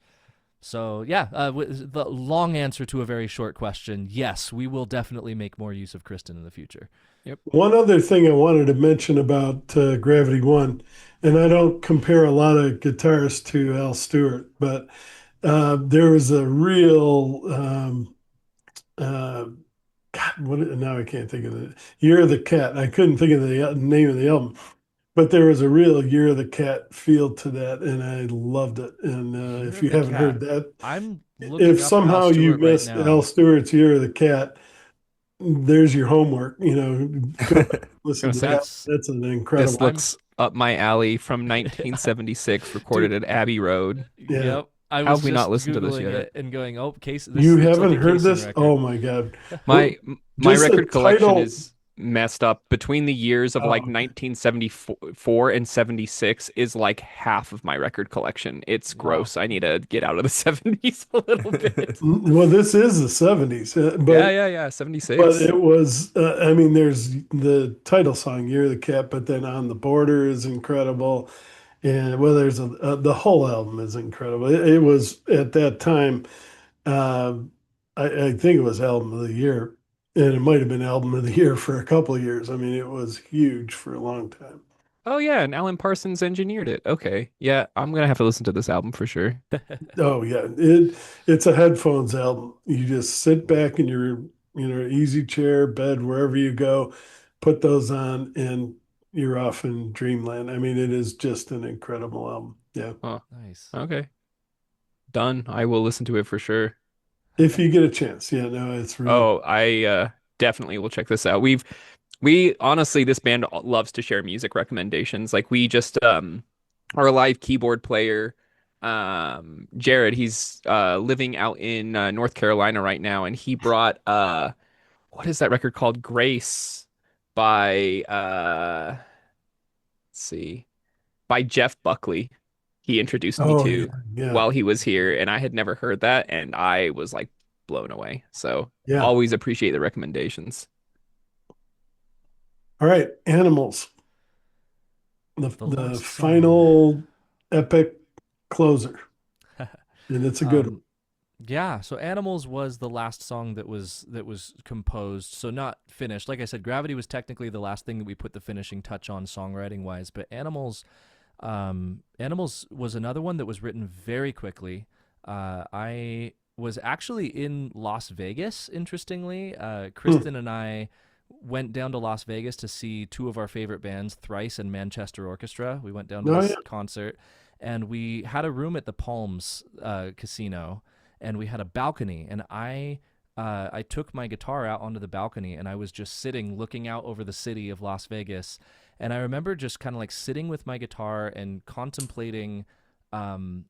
It was kind of like this contemplation of like life and death, and absent religion, what is the purpose of life, right? Because that at its root is kind of like what religion exists for, is to give purpose to our existence. So if there is no God, then what is the purpose? And it kind of led me down this like existential rabbit hole on that balcony for a few hours. Just like I would sit and not play In Vegas, anything. of all places. In Vegas, I don't know why it was Vegas. Like when he said like, that, it's weird. Like you would think that song was one of the ones that was written at the top of the mountains, but it actually wasn't. That particular one was on the balcony of the Palms Place Casino, looking out over Las Vegas. You'll never find a more godless place. Let's be real. I suppose so, man. But that yeah, almost sounded like Star Wars. Wretched hive of scum and villainy. yes, yeah. exactly. It sounded Lost like- Isley Spaceport. And actually, it's very similar. I mean, like it kind of looks like Lost Isley too. Anyway, so yeah, it's. I don't know that I came to any specific conclusion about my existential crisis in the lyrics of that song, but I do think that the big takeaway for me, and what I would like people to get out of the lyrics, is that regardless of what why we are here, whether we were put here by a god or whether it was a a miracle of biology and science or whatever. The fact that we are here is amazing. And the fact that we get to experience this world that is full of beauty and tragedy and just this whole diversity of culture and opinions and lifestyles, the fact that we get to experience this is a blessing, and we should all live it to the fullest, because you don't know what tomorrow is. There is no tomorrow. Live in the moment and enjoy the life, and just be the best that you can. Be the best version of yourself for you, and not because someone else thinks you should be. And try not to affect the lives of others too much in a Exactly. negative way. Yeah. Live and Um, let live, man. Do the opposite of what the president is doing. Oh my gosh. Yeah. You're Yeah. talking I- you're talking to the I- right crowd, man. I'm on the left wing. There's no doubt about that. Yeah. Not alone. You're in good company for sure. If you want to look at an example, take that example and go in the absolute opposite direction. Yeah, for Yep. sure. I'm telling you, it feels like every day he's thinking of new things to destroy and some way to ruin lives. And Yeah. it's like, his was obviously, but don't do it to the rest of us. But Well, anyway, we didn't. okay, I'm sorry. No, No, you're good. I was glad you I brought was this a up. poli sci major, and it just I can't help it. So the we didn't really talk much about the But meaning yeah, it has a lot of- to do with what you're talking about too. well, specifically the song Gravity, actually. We didn't really talk about the meaning of the song Gravity, but that song is, for me, all about religion and politics and how intertwined they have become, and how politicians have learned to wield spirituality as a weapon against those that they disagree with. Yeah. And the title of the song Gravity is kind of a little bit of like a double entendre for describing. There's so many meanings for that word. There's the physical gravity pulling us down to earth, but there's also gravity of the situation, and that Yep. politicians love to make it seem like the other person that you should hate is this grave thing that will harm you and destroy your life, and you should despise them because they are evil. And they love to use that sense of gravity to pull people to whatever narrative they want to use. And so that was the intention of that song, is to kind of spell out my feelings on all of that in a little bit of a cryptic way that I don't know how many people actually picked up on. All right. Anything else anyone wants to add? Anything on the album you can talk about it. Yeah. I'll add a few things for Animals because I'm a sucker for Riley's ballad writing. I have a hard time on this particular record saying which one's my favorite song, but Animals is up there for me. There's some cool production stuff on it that I love. Like I'm using a fretless bass, a fretted bass, a P bass, Moog Taurus, and then yeah, my kind of my home bass, I guess. So I love it from that aspect. There's a lot of cool things we did with the synths, but also I think for me, the lyrics to the song are just absolutely fantastic. And I don't know if you meant it this way, Riley. I don't think you did, but maybe you did. Some of the lyrics really just remind me of just the journey we've been on as a band. Like just like the long travels we've taken and the roundabout journey that we've gone on. And so for me, honestly, even when we did our CD release show a couple days ago, that song was super emotional for me. I was trying not to get all like teary on stage about it, but there's just something that's awesome that we've spent as much time as we have together. We still like each other for whatever reason. I adore that about Despite us. it all. Despite it all, like we still are great friends and we still have a lot of love for each other, but also just like having Jared on stage with us as well, which is something that we've wanted for a long time, to have that guy playing with us. There was just something really magical about it and something that just really touches me about those lyrics. So yeah, it's like I said, I'm a sucker for your ballad writing, Riley, but I really like that tune. So Thank you, man. And go ahead, Mike. yeah, I was just gonna to touch on how Riley's ballad writing is, you know, quite amazing. We have a tradition. Every album that we write ends with a softer, slower, more introspective, emotional ballad. Yeah. So if you go back through our back catalog, every album ender is in a similar vein, and it's a way that we can end albums on a more emotional, introspective note. Instead of just going out with a bang, you go out with, something a little quieter. I've always been a huge fan of albums that when the album is done, you almost have to sit in silence for a couple of minutes Yeah. and just like think about what you just listened to. There's so many examples of that I can think of, but Here's I one like, for you. yeah, Abbey Road. The Yeah. piano. Mm-hmm. The piano. And I obviously bought the CD. You don't get the same effect. When you're listening to that vinyl, vinyl, you can yeah. hear it till it stops. And yeah, there's one for you. I mean, you're right. There are many, many. There's so many though, man. Like, Supertramp had a couple, but yeah, well, Supertramp was great at that. Like, Breakfast in in the America, Crime of the quietest Century, in the moments. even Yeah, quietest moments, they were great at.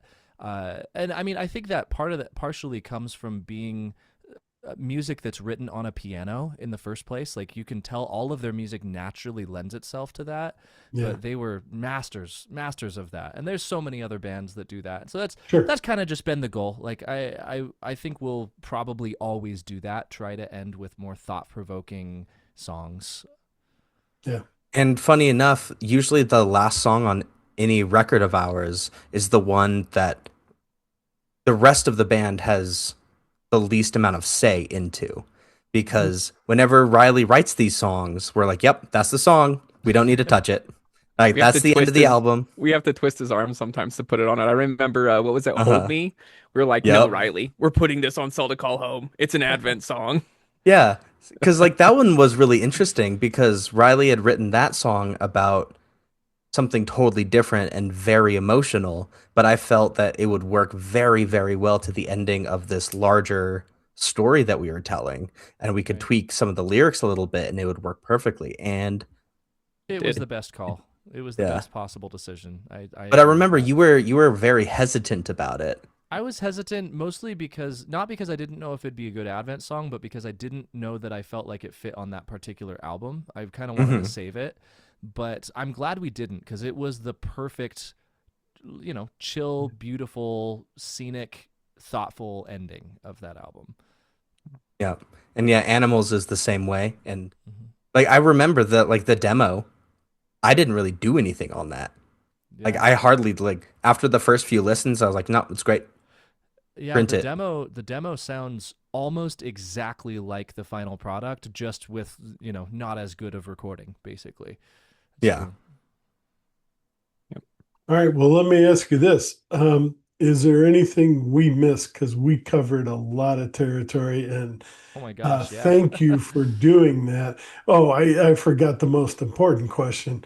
Are you working on the next album, and when may that come out? Or go ahead.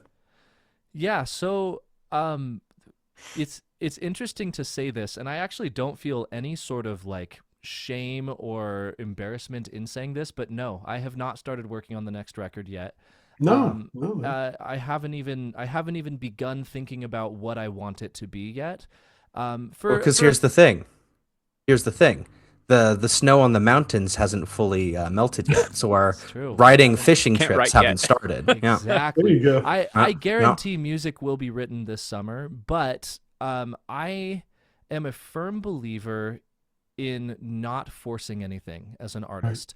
Inspiration comes when it comes, and the harder you try to push yourself for that inspiration, the less authentic the art tends to be.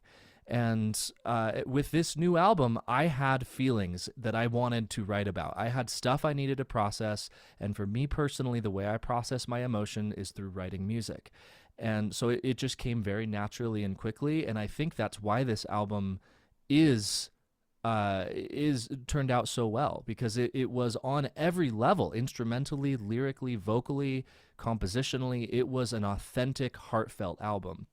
So I want to make sure that anything we do in the future is heartfelt like that. So now I also would like to say that I will at least commit to not taking 7 years like we did after Stagehound to making the next record. Like it I will be think sooner. Tool did that too. Yeah. Right. Yeah. I don't want to be that. My tentative goal is to never let more than 3 years pass between album cycles for us. Like ideally, I'd like it to be 2 years between albums, but I don't want to push myself and feel so much pressure in that it compromises the art behind it. So There's yeah, so many there's so many bands in the past that were forced by their labels. Now Yep. you don't have that label pressure probably right. like you did.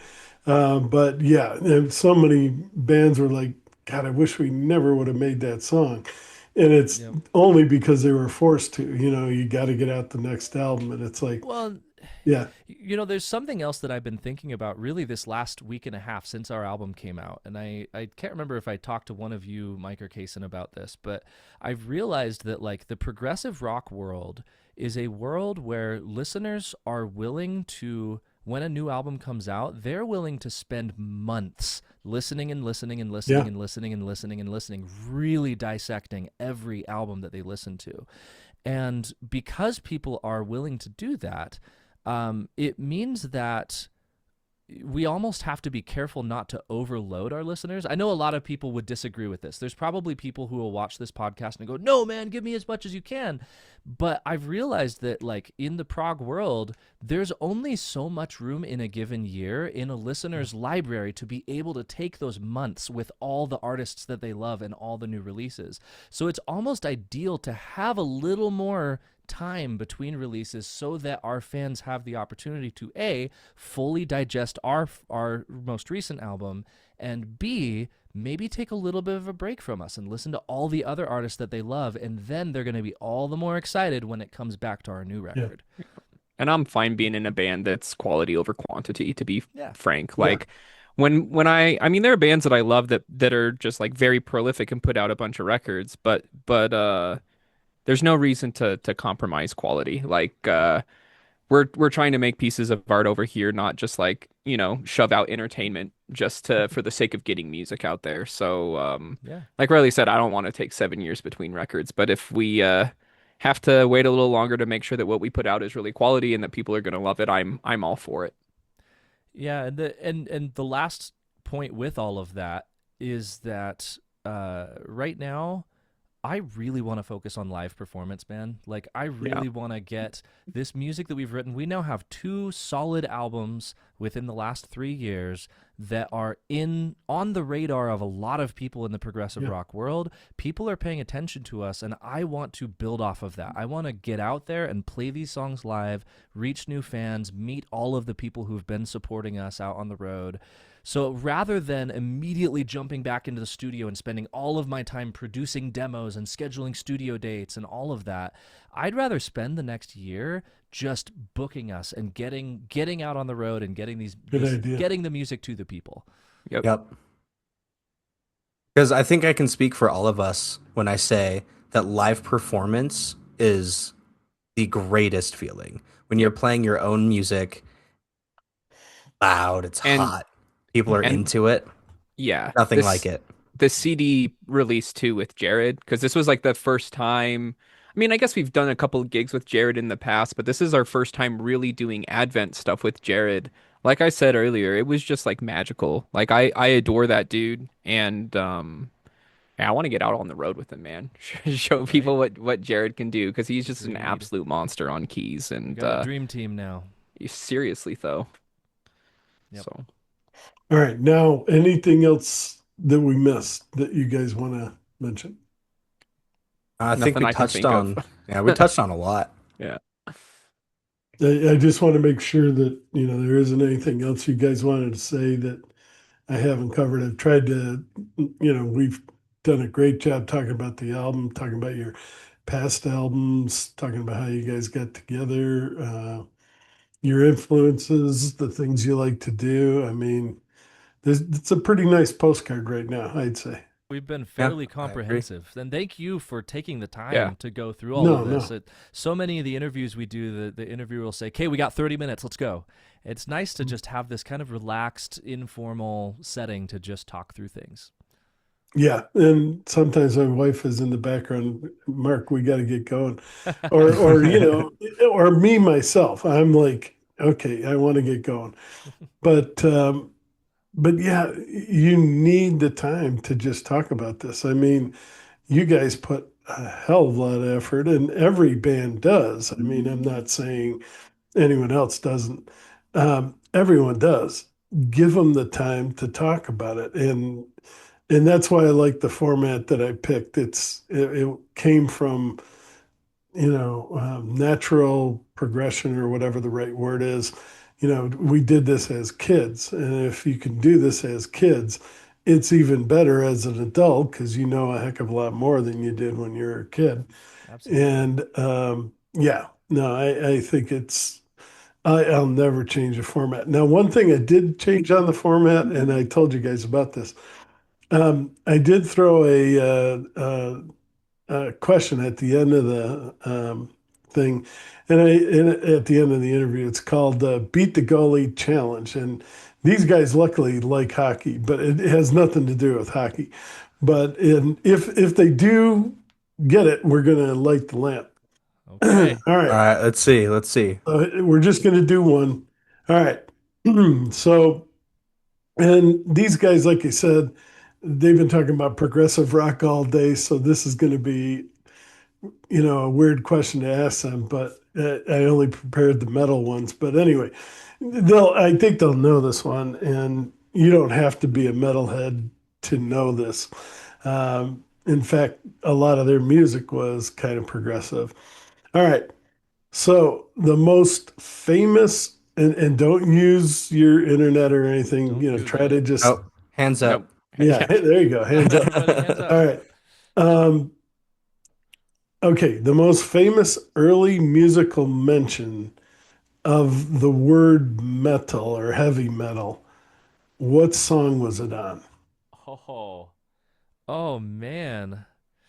You gave us a little bit of a hint already because you said that they were kind of progressive, but it sounded like they weren't like a full-on prog rock outfit. No, no. So, oh man, like And they're not really metal either. I mean, yeah.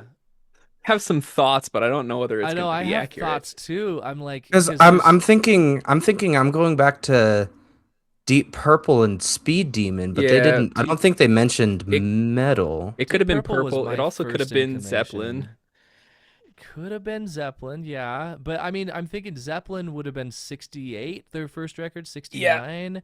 But I know that there were records prior, because Deep Purple had been playing prior to that, right? Yeah, and what And Sabbath was what 67? yeah. So but did they use the words heavy metal. metal? Heavy metal. Yeah, I don't think so.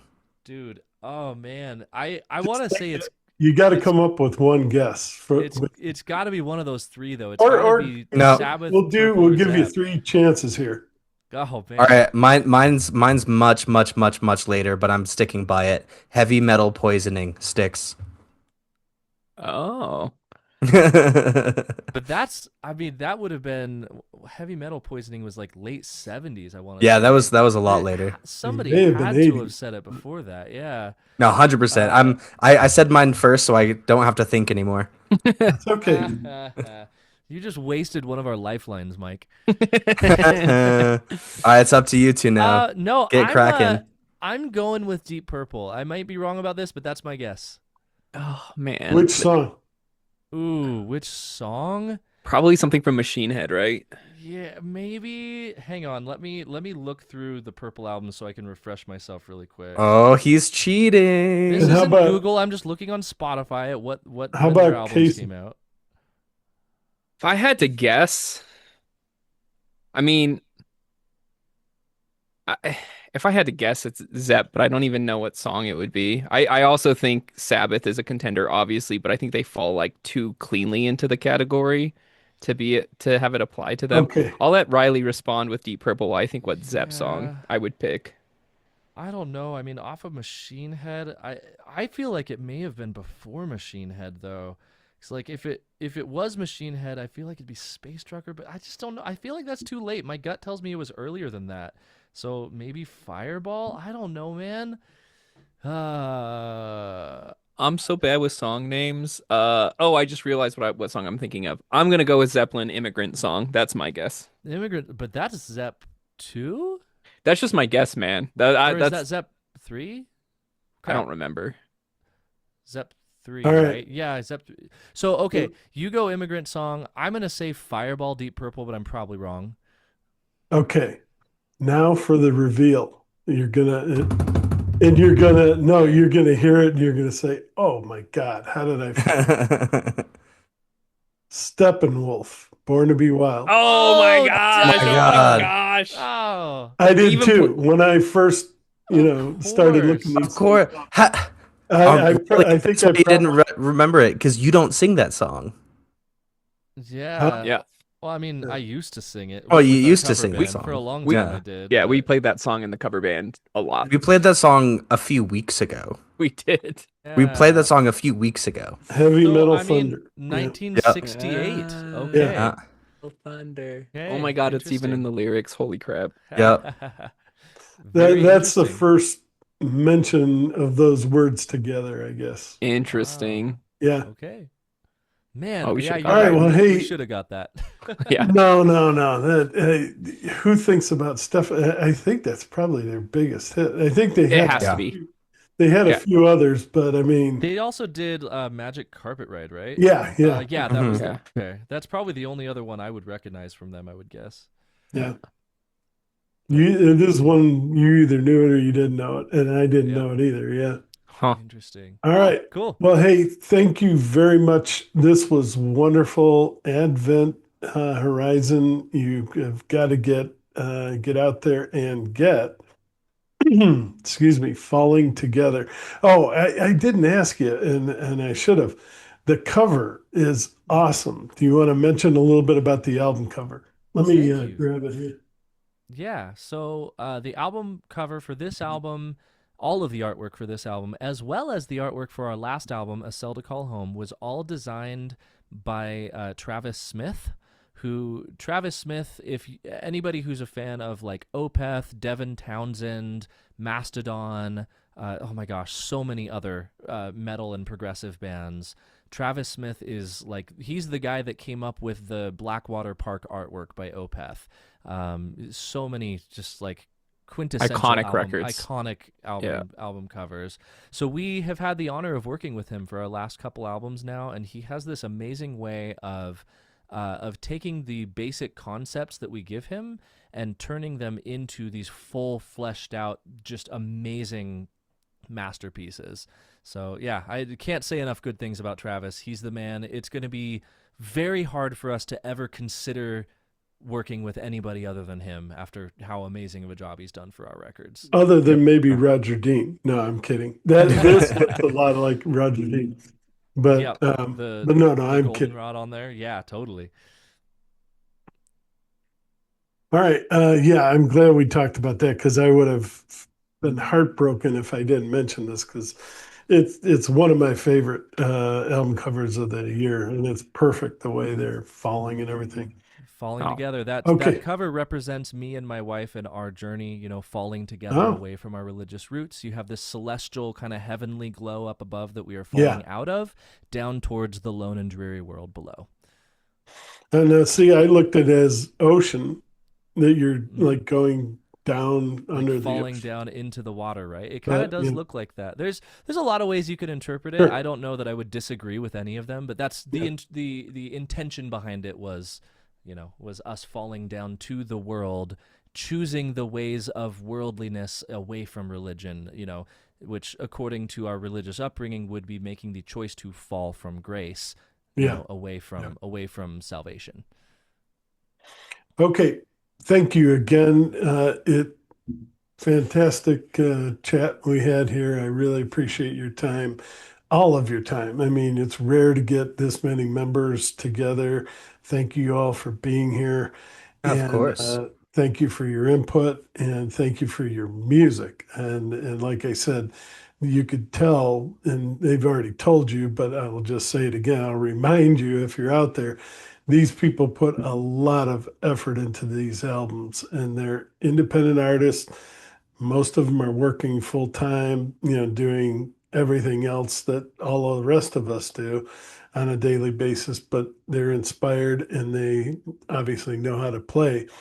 And you got to thank them for that. And you got to keep buying and keep helping to support them. Go to their shows, like they said, because you want to keep hearing this. I hope you do. I know I do. And anything you can do to support them, please do it. That's why I do this, to get the word out as much as I possibly can. Thank you, Mark. Yeah, Thanks for all thank the you. kind words. We really appreciate you, man. Thank you. All right.